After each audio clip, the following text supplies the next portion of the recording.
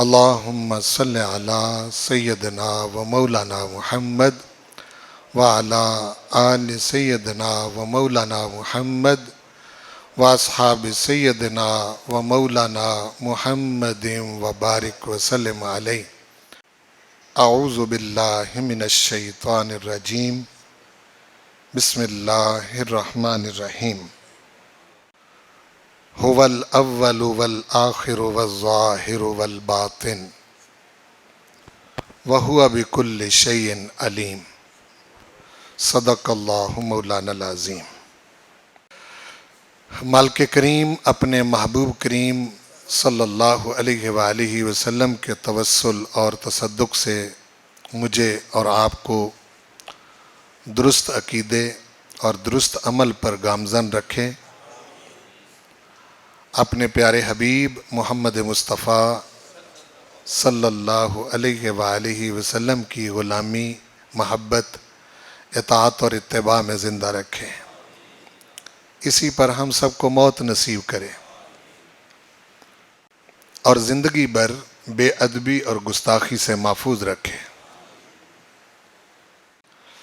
سورۃ الحدید کی ہم نے ابتدائی 2 آیتیں پڑھی تھیں۔ اعوذ باللہ من الشیطان الرجیم، بسم اللہ الرحمن الرحیم۔ سبح للہ ما فی السماوات والارض۔ تسبیح کر رہی ہے اللہ کی ہر وہ چیز جو آسمانوں میں ہے اور زمین میں ہے۔ وَهُوَ الْعَزِيزُ الْحَكِيمُ، اور وہ غالب، بڑی عزت والا، بڑی حکمت والا ہے۔ آسمانوں زمین میں جو کچھ بھی ہے سب اسی کی تسبیح کر رہے ہیں۔ تسبیح کے حوالے سے میں نے چند باتیں گوش گزار کی تھیں۔ جو مخلوق بھی جس حال میں ہے وہ اپنے حال میں اپنے رب کی تسبیح کر رہی ہے۔ پروردگار نے اس کو جیسا بنایا، جیسا خلق کیا، اس کی خلق کے اندر ہی اللہ نے تسبیح رکھی ہے کہ وہ اپنے پروردگار کی مطیع، فرما بردار اور سر منہ انحراف نہیں کرتے، جو اس کا حکم ہے اسی کے تابع رہتے ہیں۔ بڑی بڑی مخلوقات، لہو ملک السماوات والارض، آسمان و زمین کی بادشاہی اسی کی ہے۔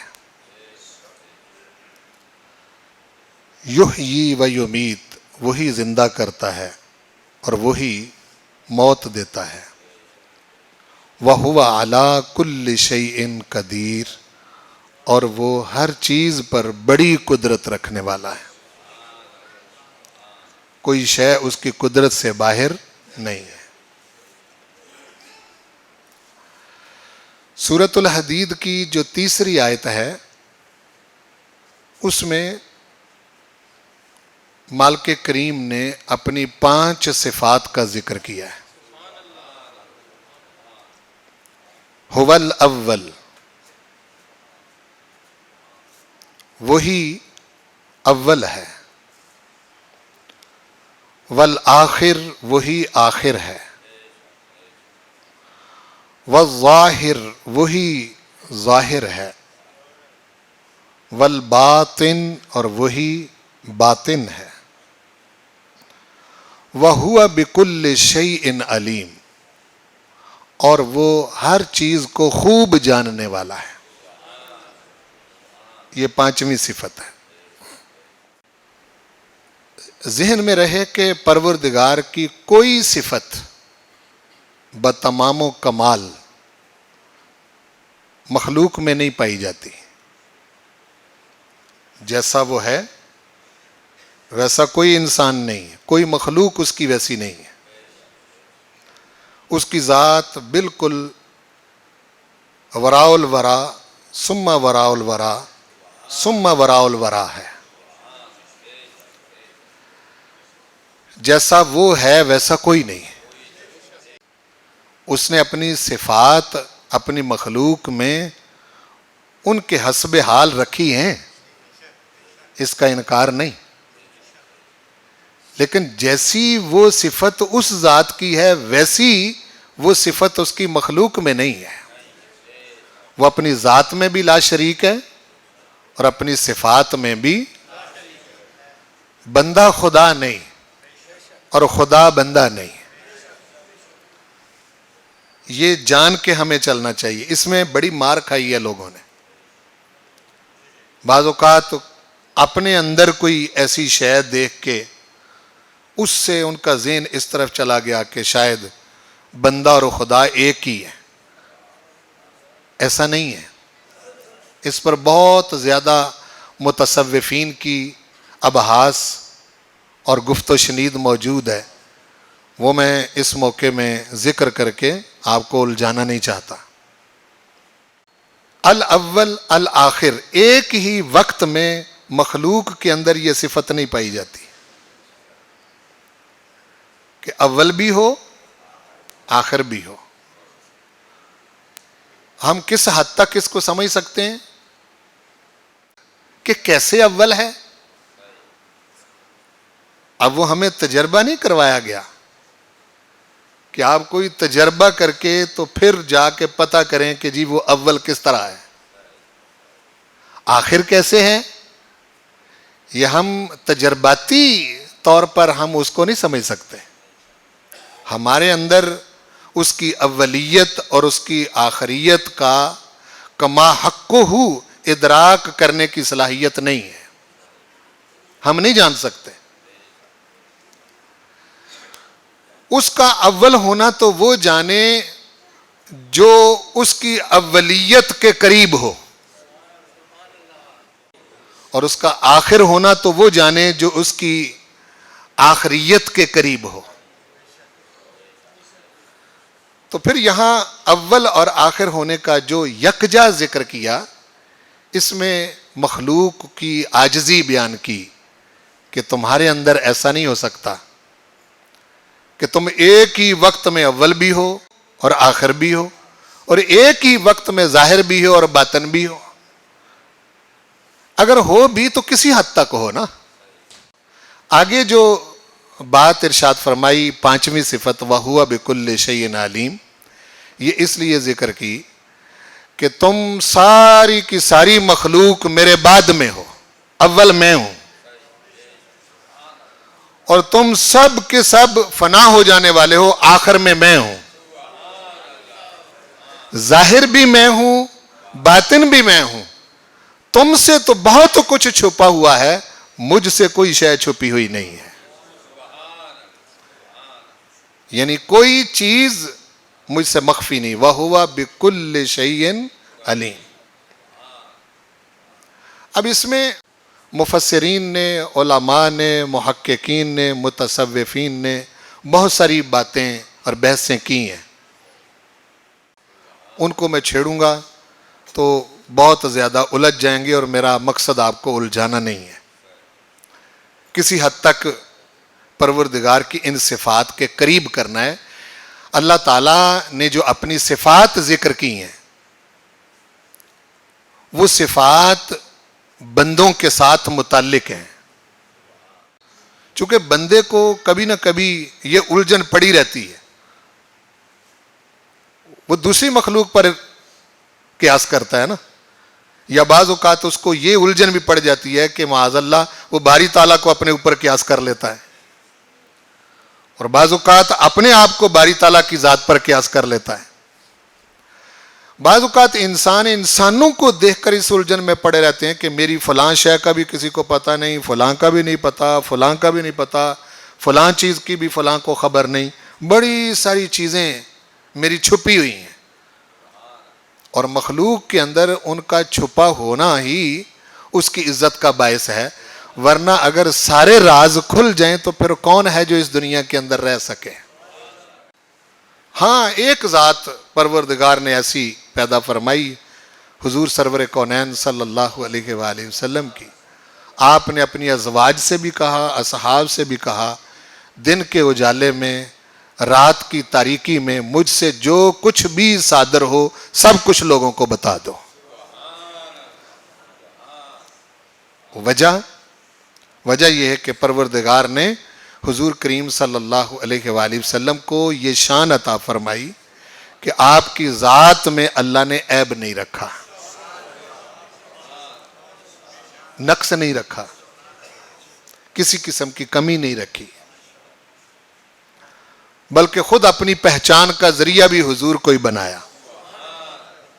اگر وہ اول ہے تو ہمیں کیسے پتا چلا؟ یہ تو حضور نے بتایا ہے.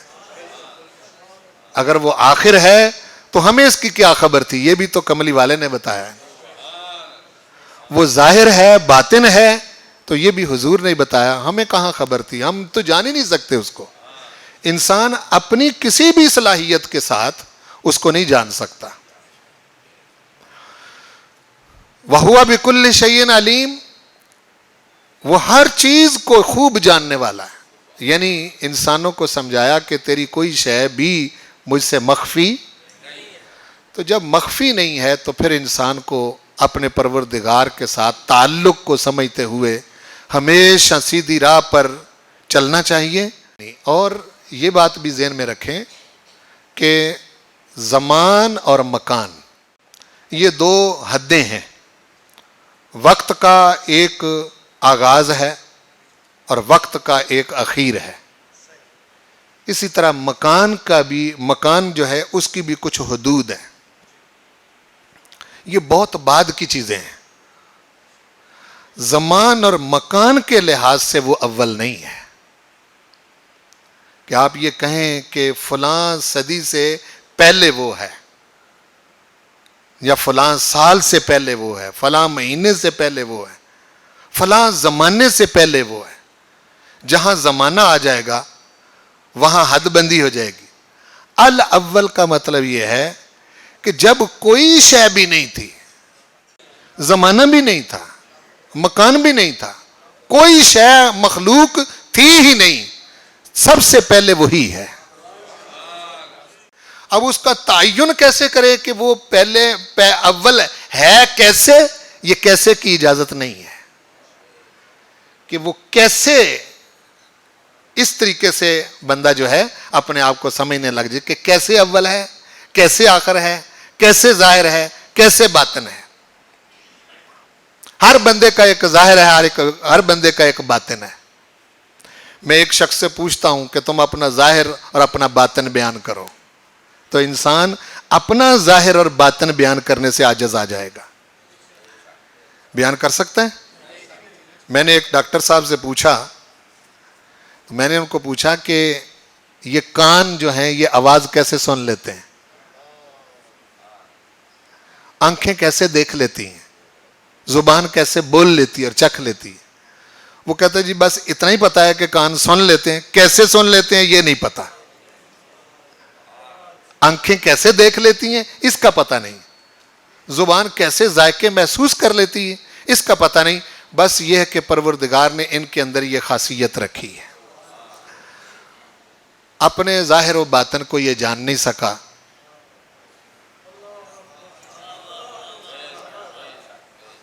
تو اگر کیسے کے ساتھ اس ذات کو جاننا شروع ہو جائے اس حوالے سے کہ جس طرح کا میں ظاہر باطن ہوں اس طرح کا، مخلوق کی کوئی صفت بھی باری تعالیٰ کی ذات میں نہیں پائی جاتی، اور باری تعالیٰ کی کوئی صفت مخلوق میں بتمام و کمال، یہ میں لفظ خاص طور پر بول رہا ہوں، بتمام و، بولو بتمام و، یعنی جس طرح کی صفت اس کی ہے اس طرح کی مخلوق میں نہیں.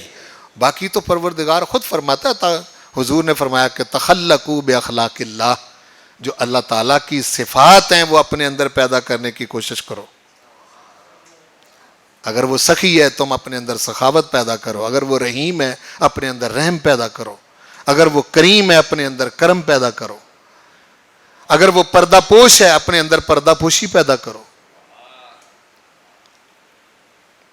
بس اس سے میں مزید آگے بڑھوں گا تو پھر آپ الجھیں گے، اس لیے میں اس کو یہیں چھوڑ رہا ہوں۔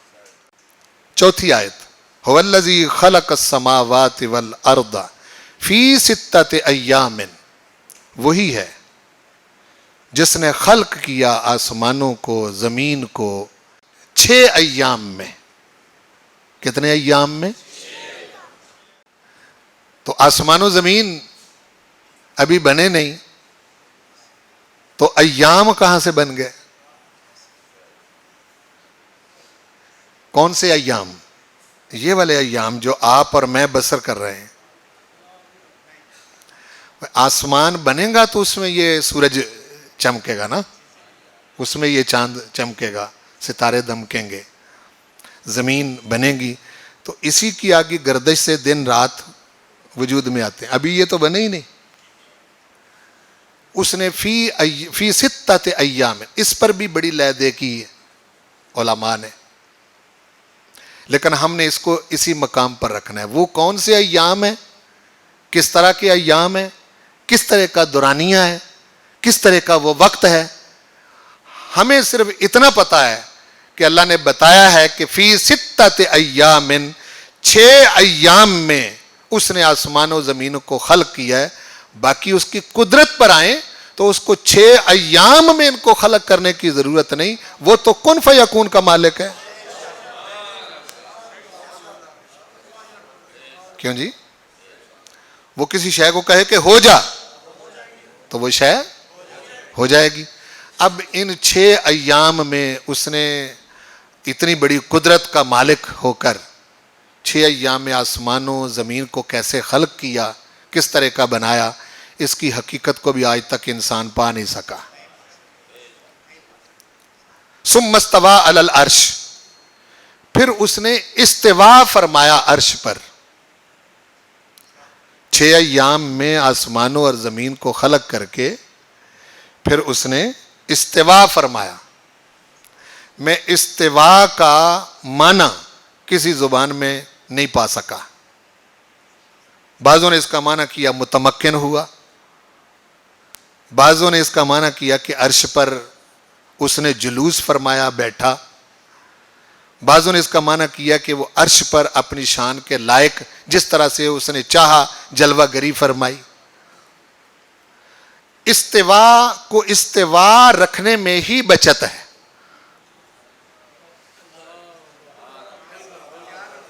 کیا کہا؟ استوا کو استوا رکھنے میں ہی بچت ہے، ورنہ ہم استوا کا معنی کرتے ہوئے کہیں ایسی وادی میں داخل نہ ہو جائیں کہ جو اس کی شان کے لائق ہی نہ ہو،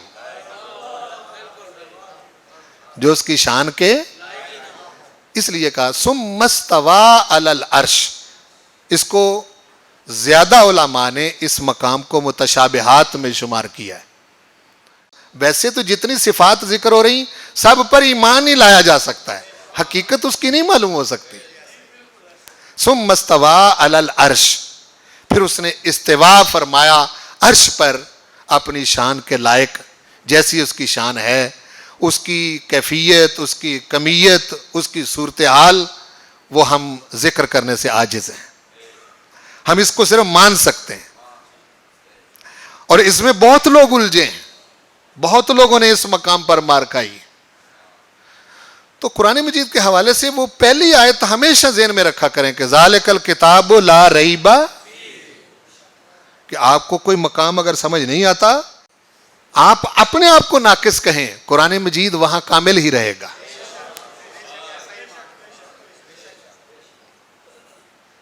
بہت سارے مقامات ہیں جو سمجھ میں نہیں آتے۔ ارشاد فرمایا یعلم ما یلج فی الارض وما یخرج منها وما ينزل من السماء وما يعرج فيها وهو معكم اينما كنتم۔ توجہ فرمائیں، چونکہ بات تو انسان سے کرنی ہے نا، تو وَهُوَ مَعَكُمْ أَيْنَمَا كُنْتُمْ سے پہلے اپنی 4 شانوں کا ذکر کیا۔ میں پہلے سمجھا دوں وَهُوَ مَعَكُمْ أَيْنَمَا كُنْتُمْ کا کیا مطلب ہے۔ فرمایا وہ تمہارے ساتھ ہے اے انسانوں، تمہارے ساتھ ہے، اینما کنتم، جہاں کہیں بھی تم ہو. کہاں ہو تم؟ کس حال میں ہو تم؟ بعض اوقات اپنے حال سے بھی بے خبر ہو، لیکن وہ بے خبر نہیں تم سے. وَهُوَ مَعَكُمْ أَيْنَمَا كُنْتُمْ. اب وہ 4 صفتیں دیکھیں. فرمایا یعلم ما یلج فی الارض، وہ جانتا ہے جو کچھ زمین میں داخل ہو رہا ہے. توجہ فرمائیں، ما یلج فی الارض، اس پر بہت محدود سا کلام کیا لوگوں نے. وہ یہ کہ زمین کے اندر کیا کیا کچھ داخل ہو رہا ہے، وہ تو صرف آپ اپنے مشاہدے کی چیزیں بتا سکتے ہیں. باقی جتنی بڑی زمین ہے، کہاں کیا کیا کچھ زمین کے اندر داخل ہو رہا ہے، وہ سب کو تو پتہ نہیں ہے. ہم تو صرف اتنی بات کہ بارش نازل ہوتی وہ پانی زمین میں جا رہا ہے، یہ جانتے ہیں. اس کے علاوہ جو کچھ ہم اپنی زندگی میں استعمال کرتے جاتے ہیں چیزیں، وہ سب کی سب زمین کے اندر جا رہی ہیں. ایسا ہی ہے کیوں بھائی؟ باقی اس کے علاوہ زمین کے اندر کیا کیا ولوج ہو رہا ہے، کیا کیا داخل ہو رہا ہے، اور زمین ساری کی ساری ابھی آپ نے جانی نہیں ہے. تو کہنے کا مطلب یہ ہے کہ کل روئے زمین میں جو شے بھی زمین سے باہر سے زمین کے اندر جا رہی ہے، سب کچھ پروردگار کے علم میں ہے.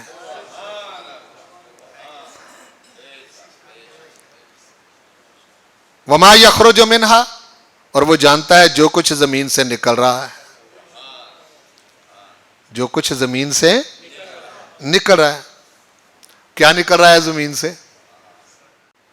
بھئی اگر ہم اپنی زندگی کا جائزہ لیں تو وہ چیزیں جو مرئی ہیں نا، جو مشاہداتی ہیں، وہ ساری چیزیں زمین سے ہی نکل رہی ہیں اور زمین کے اندر ہی جا رہی ہیں. بہت بڑا پروردگار کا یہ ری سائیکلنگ پلانٹ ہے. ہر شے اس میں سے نکل رہی اور ہر شے اسی میں جا رہی، اور پھر پیوریفیکیشن ہو کے پھر اس میں سے نکل رہی ہے. کہاں کہاں کیا خزانے چھپے ہوئے ہیں کوئی نہیں جانتا. پہاڑوں میں، دریاؤں میں، سمندروں میں، زمین کی خشکی اور تری کے اندر کیا کیا کچھ ہے، اور کیا کیا کچھ نکل چکا ہے، اور کیا کیا کچھ ابھی نکلنا ہے. یہ کسی کو کچھ پتہ نہیں ہے. پروردگار نے قرآن مجید میں ایک جگہ ارشاد فرمایا وَإِن مِّن شَيْءٍ إِلَّا عِندَنَا خَزَائِنُهُ وَمَا نُنَزِّلُهُ إِلَّا بِقَدَرٍ مَّعْلُومٍ. کوئی چیز بھی ایسی نہیں ہے مگر ہمارے پاس اس کے خزانے موجود ہیں. یہ آئے دن لوگوں کو فکر پڑ جاتی ہے آبادی بہت ہو گئی، خوراک کہاں سے آئے گی. جس نے آبادی پیدا کی ہے اس نے اس کے پیدا کرنے سے پہلے اس کی ضروریات زمین کے اندر پیدا کی ہیں.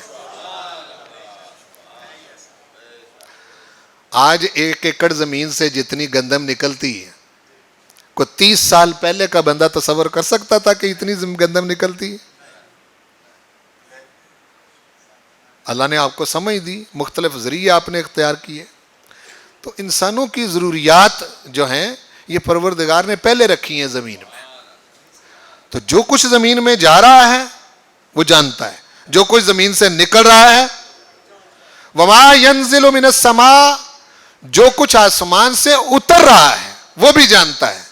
وما يعرج فيها، اور جو کچھ آسمانوں میں چڑھ رہا ہے وہ بھی جانتا ہے. اعمال چڑھ رہے ہیں، انسان کی صالحیت چڑھ رہی ہے، زمین کے اندر سے انسانوں کی طرف سے بہت کچھ اوپر کی طرف جا رہا ہے، اور اوپر سے فرشتے نازل ہو رہے ہیں، بارش نازل ہو رہی ہے. کیا کیا چیزیں، یہ تو وہ صرف وہ ہیں جن کے بارے میں ہمارے آقا کریم نے ہمیں بتا دیا. باقی کلہم کوئی نہیں جان سکتا. ہر صبح اس کی کتنی رحمتیں نازل ہوتی ہیں، ہر رات اس کی کتنی رحمتیں نازل ہوتی ہیں. بلائیں اوپر سے نازل ہو رہی ہیں نافرمانوں کے لیے. गुस्ताखों के लिए, बेअदबों के लिए ढील भी दी जा रही है। एक ऐसी हुकूमत कायम है जिस हुकूमत पर सिर्फ उसी का गलबा है, कोई शख्स उसकी हुकूमत में मुदाखलत नहीं कर सकता। तो यालमु मा यलिजु फिल अर्द वमा यखरुजु मिनहा वमा यंज़िलु मिनस समा वमा यारुजु फीहा। आगे फरमाया कि देखो जो कुछ जमीन में जा रहा है उसका मुझे पता है, जो कुछ जमीन से निकल रहा है उसका मुझे पता है, जो आसमानों से उतर रहा है उसका मुझे पता है, जो आसमानों की तरफ चढ़ रहा है उसका मुझे पता है। ए इंसान, तेरा मुझे पता नहीं है। यानी तू कोई ऐसी शय छुपी हुई है जो मुझसे मख्फी है और तेरा मुझे पता नहीं। वहुवा माकुम ऐनमा कुंतुम। सूरतुल मुजादला में फरमाया मा यकूनु मिन नजवा सलासतिन इल्ला हुवा राबिउहुम वला खमसतिन इल्ला हुवा सादिसुहुम वला अदना मिन ज़ालिक वला अक्सर इल्ला हुवा माहुम ऐनमा कानू। फरमाया कि तुम 3 बंदे बैठ के आपस में सरगोशी कर रहे होते हो, चौथा मैं होता हूं। तुम 5 बंदे होते हो, छठा मैं होता हूं। वला अदना मिन ज़ालिक, 3 से कम होते हो एक मुझे समझ लो, 5 से जायद होते हो तब भी मुझे एक समझ लो। जितने भी तुम होते हो तुम्हारे साथ एक मैं होता हूं। यानी तुमसे बेखबर नहीं। मुझे बताएं, ऐसा परवरदिगार हो, उसको अलग से इंसानों का रजिस्टर बनाने की क्या जरूरत है? बोलो भाई। अलग से इसके नेक अमाल और बद अमाल लिखने के लिए फरिश्ते मुतय्यन करने की क्या जरूरत है? अलग से इसके ऊपर वीडियो कैमरा लगाने की क्या जरूरत है जो इसकी पूरी जिंदगी को कैप्चर करे? और ये तीनों सिस्टम परवरदिगार ने अपनी इतनी बड़ी जात होने के बावजूद इंसान पर मुतय्यन किए। फरिश्ते भी मुकर्रर हैं इस पर जो लिख रहे हैं। इस फजाए आसमानी को कैमरा बनाया है, इसकी हर हरकत नोट हो रही है, जो बोल रहा है, जो कर रहा है, हर चीज इसकी दर्ज। तो फरमाया कि हर शय का मुझे पता है। तो मैं, ए इंसान, तेरा मुझे पता नहीं। मुझे ईमान से बतलाएं कि अगर इंसान को ये आयत करीमा उसके पेश नजर हो तो फिर वो किस हालत में जाके अपने रब की नाफरमानी करेगा। वहुवा माकुम ऐनमा कुंतुम, वो तुम्हारे साथ है जहां कहीं भी तुम हो। वल्लाहु बिमा तामलून बसीर। और आगे ये जिक्र फरमाया, कौन सी तुम्हारी कोई शय मुझसे छुपी? अल्लाह ताला जो कुछ भी तुम करते हो सिर्फ देख नहीं रहा। बसीर, बसीर का मतलब होता है कड़ी निगरानी कर रहा है। क्या बोलो? यानी सिर्फ देख नहीं रहा। बसीर यह सिफ्त मुबालगा है। यानी कोई शय भी परवरदिगार की निगरानी से बाहर नहीं है। हर चीज को वो देख रहा है और खूब देख रहा है।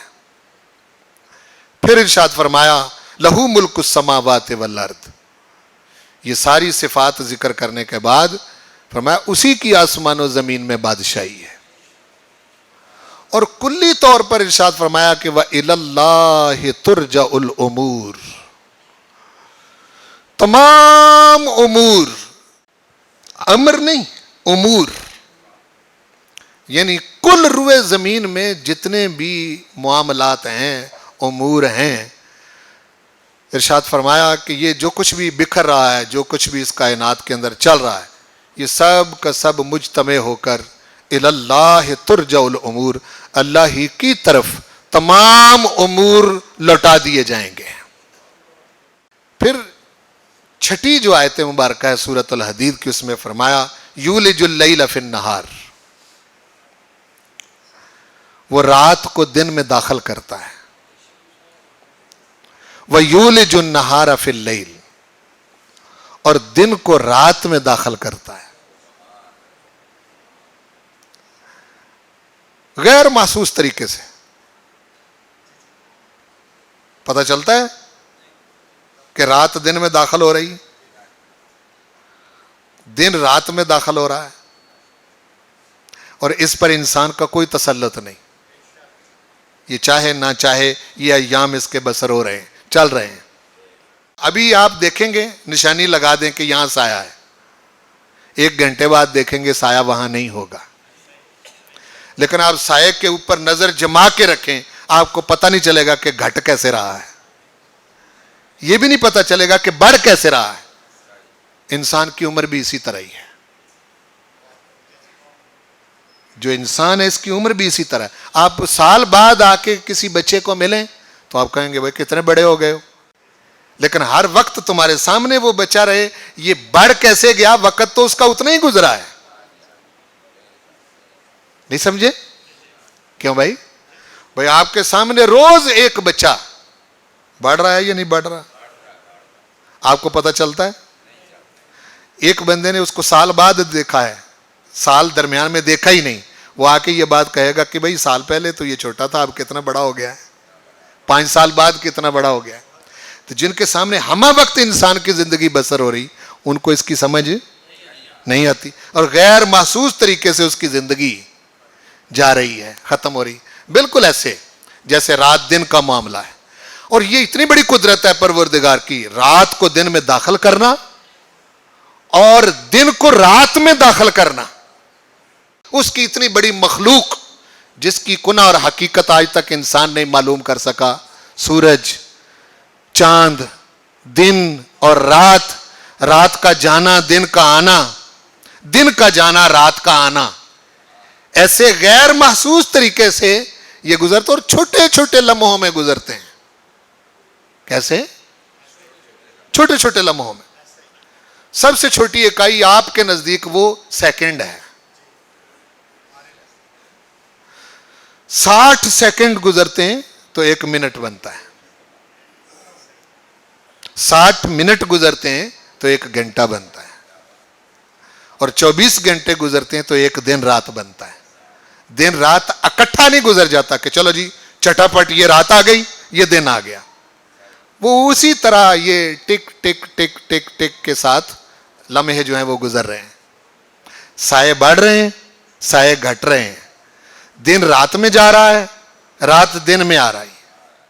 24 گھنٹے گزر جائیں تو دن رات بن جاتے ہیں، اور 7 دن رات گزریں تو ہفتے، 4 ہفتے گزریں تو مہینے، 12 مہینے گزریں تو سال، 100 سال گزریں تو صدی، صدیاں گزریں تو زمانے. اور یہ یکا یکا کٹھے نہیں گزر جاتے. اس میں بہت سبق ہے ہمارے لیے، اور پروردگار کی بہت بڑی قدرت ہے، اور انسان کا اس میں ذرا برابر بھی عمل دخل نہیں ہے. اگر یہ چاہے کہ رات کو میں دن میں نہ جانے دوں تو ایسا کر سکے گا؟ اگر یہ چاہے کہ میں دن کو رات میں نہ جانے دوں تو ایسا کر سکے گا؟ نہیں کر سکے گا. فرمایا یہ غیر محسوس طریقے سے یہ سلسلہ چل رہا ہے، باقی تیرے اندر بھی یہ راز پوشیدہ ہیں. وہ اپنی صفت کے ساتھ ذکر فرمایا، وَهُوَ عَلِيمٌ بِذَاتِ الصُّدُورِ. یہ تو پھر تجھے کچھ پتا چل رہا ہے، ابھی تو وہ شے جو خیال بن کے تیرے ذہن میں بھی نہیں آئی، تیرے سینے کے اندر چھپی ہوئی ہے، میں تو اس کو بھی جانتا ہوں.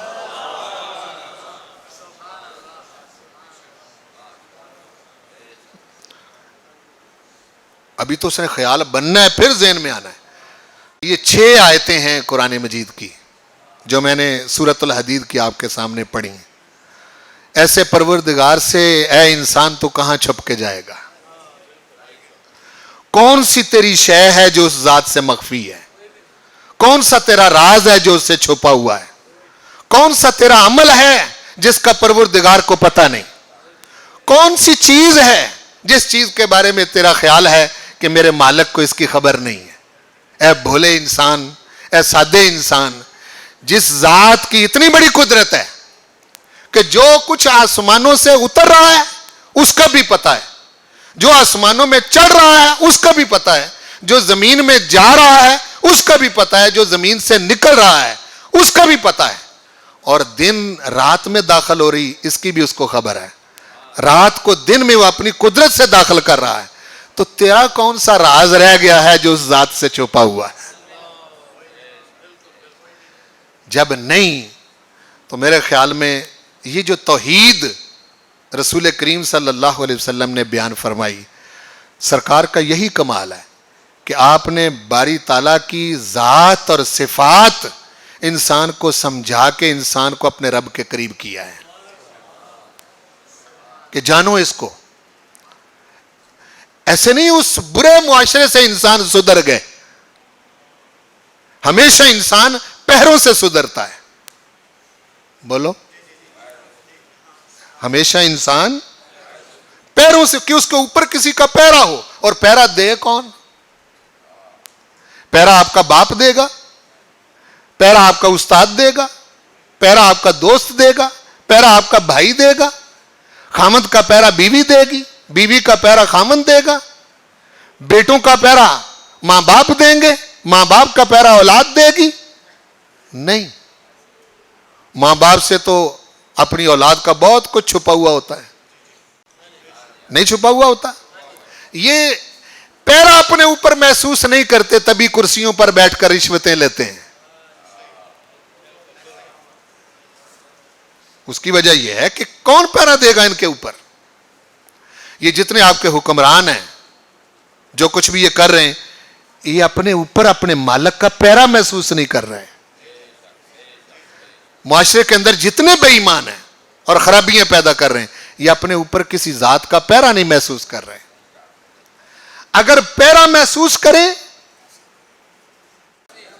اس بندے کے اوپر کوئی بڑا افسر نگرانی والا نہ بٹھائیں، لیکن اگر اس کو پتا ہو کہ میرا مالک مجھے دیکھ رہا ہے، اس نے مجھے پوچھنا ہے میں کر کیا رہا ہوں، تو اس انسان کو سیدھا کرنے کے لیے کسی بیرونی دوسرے پیرے کی ضرورت بھی باقی نہیں رہتی۔ یہ وہ پیرا تھا جو رسول پاک صلی اللہ علیہ وسلم نے اپنے غلاموں کے اندر پیدا کر دیا تھا، اور وہ بدل گئے۔ ہم تو قرآن مجید پڑھتے ہی نہیں، نہ پڑھتے ہیں، نہ اپنے اوپر کوئی پیرا محسوس کرتے ہیں۔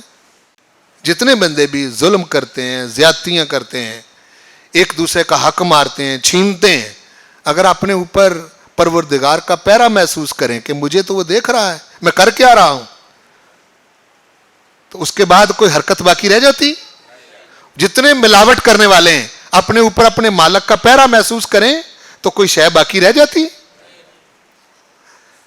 آیت نمبر 7 میں اسی بات کی طرف ارشاد فرمایا کہ میری صفات، میری ذات جس کا میں نے ذکر کیا ہے، یہ نہ سوچو کہ وہ اول کیسے ہے، وہ آخر کیسے ہے، وہ ظاہر کیسے ہے، وہ باطن کیسے ہے، کیسے وہ یہ سب کر لیتا ہے۔ فرمایا آمنو باللہ ورسولہ، اگر تمہاری سمجھ میں نہیں آ رہا تو یہ تو تمہیں پہلے سمجھا دیا نا کہ یہ سچا کلام ہے، اللہ اور اس کے رسول پر ایمان لے آؤ، مان لو، مانے بغیر چارہ نہیں۔ آمنو باللہ ورسولہ، اللہ اور اس کے رسول پر ایمان لاؤ، اور فرمایا وَأَنفِقُوا مِمَّا جَعَلَكُمْ مُسْتَخْلَفِينَ فِيهِ، اور خرچ کرو اس میں سے جس میں ہم نے تم کو دوسروں کا خلیفہ بنایا ہے۔ نہیں سمجھے آپ بات کو؟ جس میں ہم نے تم کو دوسروں کا، کیا راز ہے اس میں؟ وہ جو دوسرے تھے جن کے تم خلیفہ بنے ہو، جن چیزوں کے تم مالک بنے ہو، انہوں نے خرچ نہیں کی تھی یہ چیزیں، سنبھال کے رکھیں تو ان کے پاس رہیں۔ تم بھی خرچ نہیں کر رہے تو تمہارے پاس رہنی ہے۔ اب تو ٹائم ہے، وقت ہے، اس نے تمہیں دوسروں کی جگہ بٹھایا ہے۔ بچا بچا کے رکھو گے، نہیں خرچ کرو گے، اگر اس کو خرچ نہیں کرو گے تو کیا تمہارے پاس رہ جائیں گی؟ جس طرح تمہارے ابا جی کے پاس نہیں رہیں، تمہارے دادا جی کے پاس نہیں رہیں، تمہارے پردادا جی کے پاس نہیں، کسی کے پاس رہی ہیں؟ بولو نا بھائی۔ مستخلفین فی کے اندر یہ راز موجود ہے۔ فرمایا انفقوا مما جعلکم مستخلفین فی، خرچ کر لو اس میں سے جن چیزوں میں ہم نے تم کو دوسروں کا نائب بنایا ہے. یہ ٹائم ہے, خرچ کر لو گے تو یہ تمہاری ہوں گی. بولو, خرچ کر لو گے تو یہ تمہاری ہوں, نہیں خرچ کرو گے تو پھر یہ تمہاری نہیں رہیں گی. جو راہ خدا میں, جو اللہ کی رضا کے لیے خرچ کیا جائے گا وہ بندے کا ہے یا نہیں؟ وہ رہے گا. جو نہیں خرچ کیا وہ اس کا نہیں ہے. تو انفقو, خرچ کر لو, یہ فرمایا جا رہا ہے. یہ ایسے ہے جیسے کوئی بہت بڑی مہربان ذات بندے کے قریب کر کے اپنے پاس بٹھا کے کہو ٹائم ہے خرچ کر لو, وقت ہے ابھی خرچ کر لو. نہیں کرو گے تو تمہارے پاس اس نے رہنا. کیوں بھائی؟ بولو نا جی. انفقو, خرچ کر لو, مما, اس میں سے, جعلکم مستخلفین فی, جس میں اس نے تم کو دوسروں کا نائب بنایا ہے, دوسروں کی جگہ تمہیں بٹھایا ہے, دوسروں کا مال تمہارے قبضے میں دے دیا ہے. دیکھ لو تمہارے پاس آ گیا, انہوں نے نہیں خرچ کیا تو وہ تمہارے پاس آ گیا, ان کے پاس نہیں رہا. یہ بات ذکر کرنے کے بعد ارشاد فرمایا فالذین آمنوا منکم, اب کیسے تم اس کو اپنا بنا سکتے ہو کہ وہ تمہارا رہے؟ فرمایا فالذین آمنوا منکم, جو صفتیں ہم نے اپنے ذکر کی, جن لوگوں نے تم میں سے ان کو مان لیا, وانفقوا لہم اجر کبیر, اور جن میں ہم نے تمہیں نائب بنایا دوسروں کا, اس میں سے جو تم نے خرچ کر لیا, انہی لوگوں کے لیے اجر کبیر ہے. لیکن سیاپا بڑا ہے, یہ اتنی جلدی سے انسان ماننے کے لیے تیار نہیں ہوتا. حالانکہ ہر وقت اس کو, یہ وہ جہاں تیسرے پارے میں اس نے ارشاد فرمایا نا, مثل الذین ينفقون اموالهم فی سبیل اللہ کمثل حبۃ, ان لوگوں کی مثال جو اللہ کی راہ میں خرچ کرتے ہیں, ایک حبہ کی مثال ہے, دانے کی. کمثل حبۃ انبتت سبع سنابل, وہ ایک دانہ 7 بالیاں نکالتا ہے. نکالتا نہیں نکالتا؟ دیکھ رہے ہو تم سب بھئی, تمہارے مشاہدے میں ہے. ایک دانے سے کتنی بالیاں نکلتی؟ 7. فی کل سنبلۃ مئۃ حبہ, اور ہر بالی کے اندر 100 دانے. دانے کتنے تھے بوئے؟ ایک. اس میں سے کتنے سٹے نکلے؟ 7. ہر سٹے کے اندر کتنے دانے؟ 100. اور ارشاد فرمایا یہ تو ہم نے تمہیں صرف تمہارے قریب کر کے یہ بات سمجھائی ہے. واللہ یضاعف لمن یشاء, اللہ اپنے کرم نوازی سے اس میں بھی جتنا چاہے اضافہ فرما دے.